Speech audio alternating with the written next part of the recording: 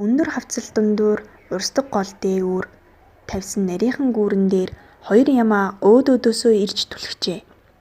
Тэгээд хэн хэндээ зам тавьж өгөхийг хүссэнгүй. Хоёулаа л төрүүлж гарна гэж зүтгэв. Маргалцсаар хоёулаа уурлаж "Би эхэлж гарна. Чи дараа нь гар" хэмээн дайрсаар сүүлдээ мөргөлдөж гин. Уурандаа багтарсан зүрүүд ямаанууд хин хинээ дийлэх гэж мөргөлдөөд хоёул голын усанд унаж гинэ.